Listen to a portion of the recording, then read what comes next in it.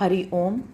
योगदास जय गणेश जोशी यांनी प्रवचनांमधून सांगितलेले कथामृत क्रमांक 135 भौतिक जीवनाकर्षण. माणसाला भौतिक जीवनाचे महाआकर्षण असते. त्याला चटकन प्रत्येक बाबतीत भौतिक जगतातील वस्तुजगताचीच गणिती आणि हिशेबी आठवण होत असते.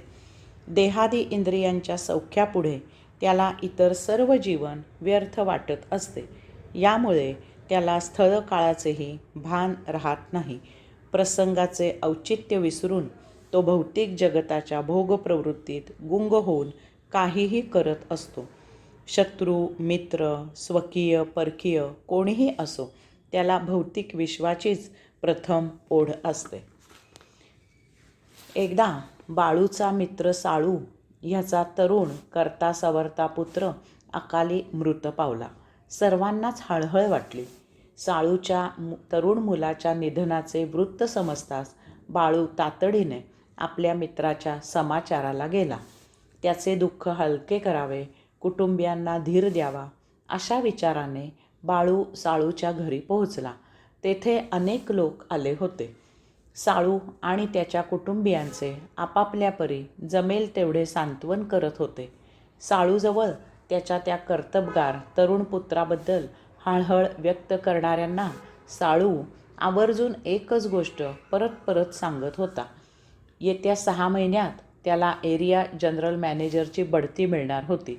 महिना 1.5 लाख पगार, घरच्यांसाठी एक आणि ऑफिससाठी चालकासह दुसरी गाडी, घरासाठी वातानुकूलित यंत्र, शिवाय दर 6 महिन्यांनी सहकुटुंब परदेशवारी अशा इतरही अनेक सवलती त्याला मिळाल्या असत्या. साळूच्या चेहऱ्यावरून त्याच्या पुत्राच्या मृत्यूपेक्षा त्याच्या पुत्राला आत्ता न मिळणाऱ्या त्या भौतिक सौख्याचेच दुःख फार झाले होते. कारखान्यातील एक मॅनेजर पैशांचे अपहरण करतो असे कारखान्याच्या मालकाच्या विश्वासू माणसाने मालकाच्या लक्षात आणून दिले. लगेच त्या मालकाने त्या मॅनेजरला फार वरच्या जागेवर बढती देऊन बदली केली. त्या मॅनेजरला सांगितले की तू आपल्या कामाचा ताबा अमक्याला दे आणि 15 दिवस सुट्टी घेऊन नव्या ताज्या दमाने नवीन जबाबदारी सांभाळायला ये. नवीन जागेवर त्याचा पगार तिप्पट झाला होता. शिवाय इतरही अनेक नवीन सवलती मिळाल्या होत्या. त्यामुळे हुरळून जाऊन त्या मॅनेजरने 15 दिवस सहकुटुंब परदेशी सहल केली आणि तो नव्या बढतीच्या जागी हजर झाला.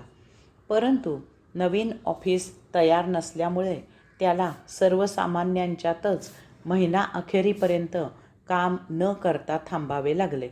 महिन्याचे शेवटी त्याला विश्वास ठेवण्यास अपात्र ह्या कारणावरून काढून टाकण्यात आले.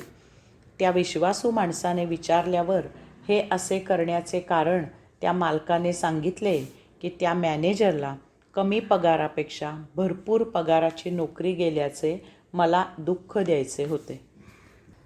कथामृत क्रमांक 136 अनासक्त निग्रह. आपल्यामध्ये काही प्रथा आहेत. त्याप्रमाणे वेळ प्रसंगानुरूप काही संकल्प सोडले जातात. ते पाळले गेल्यास आपल्याला बरे वाटते. प्रथा पाळणारा फारच भावनाप्रधान असला तर तो या प्रथा तंतोतंत पाळतो. नाहीतर बाकी प्रजा प्रथा पाळायचा संकल्प सोडते आणि सोयीनुसार त्यात बदल करते. हा बदल करताना त्याचे उदात्त कारण शोधून किंवा त्यामधून चपखल पळवाट शोधून संकल्प तात्पुरता किंवा मधून मोडला जातो. अफलातून नगरीमधील बाळू आणि काळू काशी यात्रेला गेले होते. बाळू काळू फारच धार्मिक होते. तेथे काशी विश्वेश्वराची त्यांनी सागर संगीत यथासांग पूजा केली, दानधर्म केला. बाळू काळूला अगदी कृतकृत्य झाल्यासारखे वाटले. त्यांनी तेथील गुरुजींना विचारले की अजून आम्ही काही करावे असे तुम्हाला वाटते का? त्यावर गुरुजी म्हणाले की माझ्या हातावर उदक सोडून तुम्हाला अत्यंत प्रिय असणारा एखादा पदार्थ मला अर्पण करा. तुमच्या लक्षात राहावे म्हणून मी तुमच्या गळ्यात विरक्तीची माळ घालणार आहे. म्हणजे येथून पुढे तो पदार्थ तुम्ही कधीही खायचा प्यायचा नाही. आता काशी यात्रेला येऊन गेल्यावर जीवनात विरक्त अनासक्त व्हायचे आहे. त्यासाठी मनोनिग्रह करायला शिकायचे आहे. हा तुमचा आवडता पदार्थ हे त्याचे प्रतीक आहे. बाळू काळू फारच भावनाविवश झाले. काळू बाळूला म्हणाला की बाळू, तुला सफरचंदे फार आवडतात, तेव्हा तू सफरचंद सोड. त्यावर बाळूने त्वरित गुरुजींच्या हातावर सफरचंदाचे उदक सोडले आणि तेथून पुढे सफरचंद न खाण्याचा संकल्प केला. बाळू काळूला म्हणाला की काळू, तू दारू फार पितोस, तेव्हा तू दारू सोड. काळूने त्वरित गुरुजींच्या हातावर दारूचे उदक सोडले आणि येथून पुढे दारू न पिण्याचा संकल्प केला. गुरुजींनी त्यांच्या गळ्यात विरक्तीची माळ घातली. अशा प्रकारे काशी यात्रा यशस्वी पार करून बाळू काळू अफलातून नगरीला परत आले.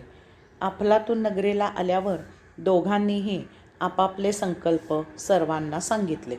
सर्वांनी त्या दोघांना प्रोत्साहन दिले. 4-6 महिने छान गेले. एक दिवस बाळूला सासरी जेवायचे बोलावणे आले. ते पाहतात तर बाळूचे अत्यंत आवडते फ्रूट सॅलड केले होते. फ्रूट सॅलड म्हणजे बाळूला जीव की प्राण. 10-15 वाट्या सहज उडवणारा खवय्या होता तो.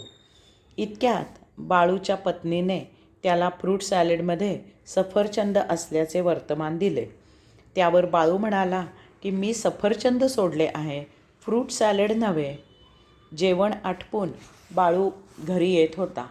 वाटेत त्याला काळू तर्र होऊन झिंगत येत असलेला दिसला.